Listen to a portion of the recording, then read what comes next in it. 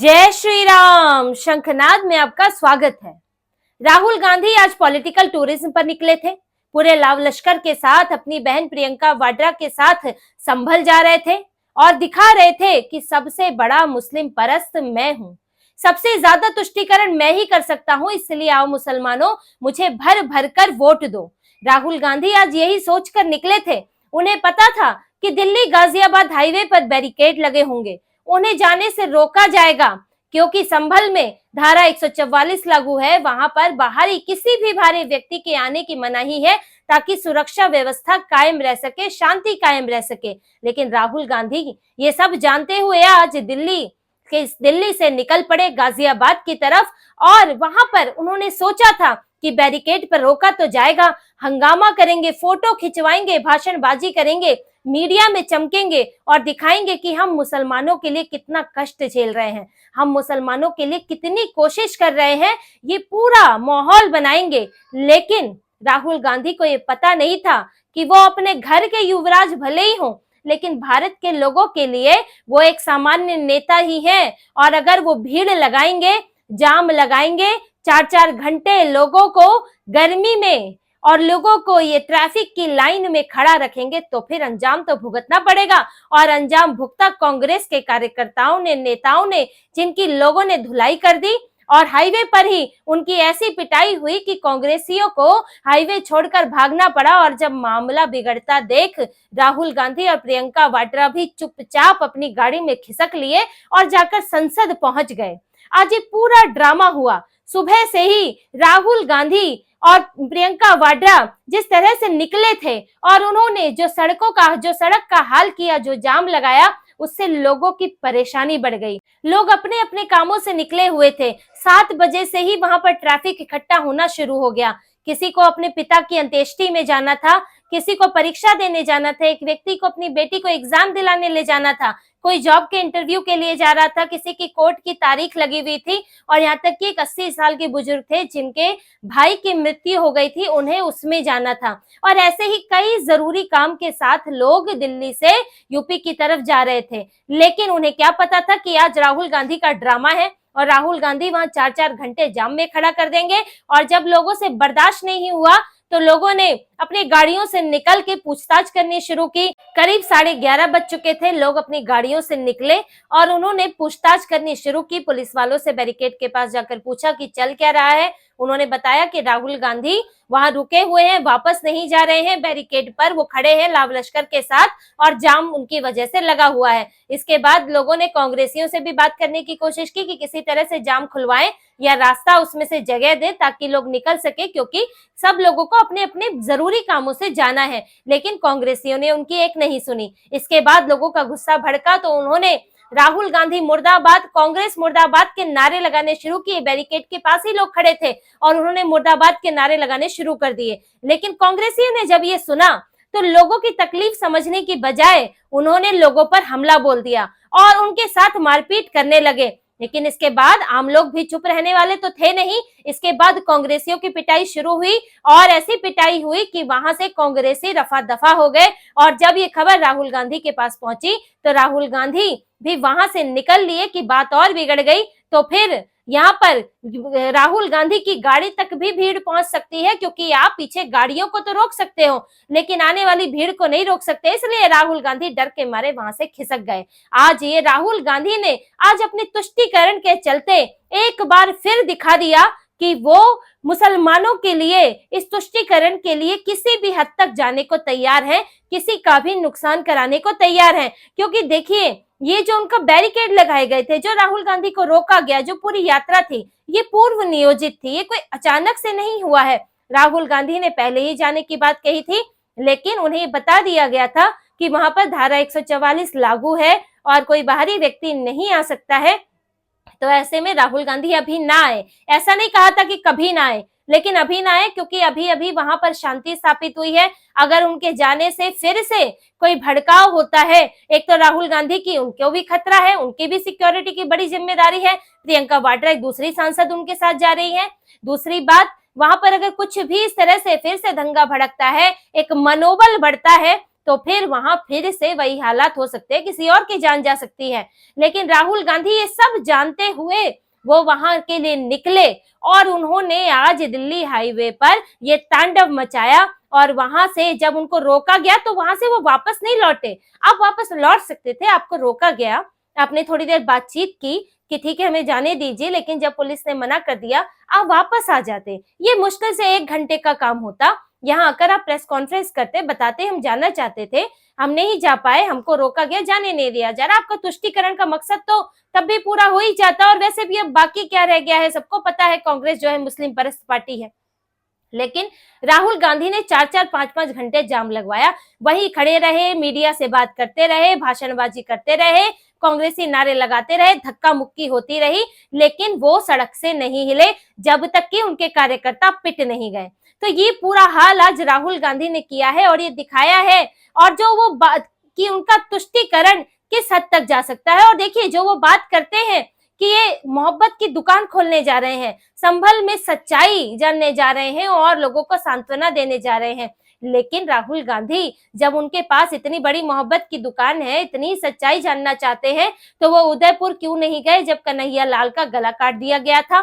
वो अभी हाल ही में बहराइच क्यों नहीं गए जब 4 मुसलमानों ने मिलकर गोपाल मिश्रा को मार दिया था, एक निहत्थे व्यक्ति को मार दिया था? वो इससे पहले दिल्ली दंगों में अंकित शर्मा के घर क्यों नहीं गए? वो हेड कांस्टेबल रतन लाल के घर क्यों नहीं गए? आखिर राहुल गांधी को हिंदुओं पर दया क्यों नहीं आती है? क्यों नहीं वो वहां पर जाकर ये मोहब्बत की दुकान खोलते हैं, मुसलमानों को बताते हैं कि आप हिंदुओं को ऐसे ना मारें और मिलजुल कर रहें। वो उन्हें सद्भाव क्यों नहीं सिखाते हैं? और ये संभल में तो जबकि वहां कोई दंगे नहीं हुए हैं, वहां पर हिंदू मुसलमानों ने आपस में उनकी लड़ाई नहीं हुई है, यहाँ पर एक तरफा मुसलमानों ने पुलिस पर हमला किया है। ये बात यहाँ पर पुलिस ने घरों से खींच खींच कर नहीं मारा है। राहुल गांधी जो सिंपैथी दिखा रहे हैं, सहानुभूति दिखा रहे हैं, वो क्या आप पुलिस वाले जो घायल हुए हैं, क्या उनसे आपको सहानुभूति नहीं है? जो पुलिस का नुकसान हुआ है, क्या उनके लिए आपको कोई फिक्र नहीं है? यहाँ पर सर्वे हुआ था संभल में जामा मस्जिद का, और उस मस्जिद में जिस सर्वे की इजाजत कोर्ट ने दी थी, वो कोई जबरदस्ती सर्वे नहीं किया गया था, कोर्ट ने इजाजत दी थी, पुलिस गई थी सर्वे कराने। तो वहां पर पत्थर लेकर कौन आया? मुसलमान। वहां पर बंदूक लेकर कौन आया? मुसलमान। और अब तो पाकिस्तान से आए कारतूस भी मिल रहे हैं कि किस तरह से पूरी कॉन्स्पिरेसी रची गई थी, कि पाकिस्तान का भी हाथ इसमें बताया जा रहा है कि कैसे वहां पर जिस तरह से सर्वे हो रहे हैं, मंदिरों की बात कही जा रही है, तो वहां पर दंगा पैदा करने के लिए इस तरह से हथियार मंगाए गए, पत्थर मंगाए गए और पुलिस को डराने की, प्रशासन को डराने की कोशिश की वहां पर कि आप अगर अब सर्वे के लिए आते हो तो फिर आप यहाँ पर पीटे जाओगे। तो यानी कि आप एक बात समझिए कि पूरा हॉस्टाइल एनवायरनमेंट, कि यहाँ पर कानून प्रशासन काम नहीं कर सकता, जहां मुसलमान है वहां सिर्फ मुसलमानों की चलेगी, पुलिस का वहां पर कोई काम नहीं है, कोर्ट का वहां पर कोई काम नहीं है, जो मुसलमान चाहते हैं वही होगा।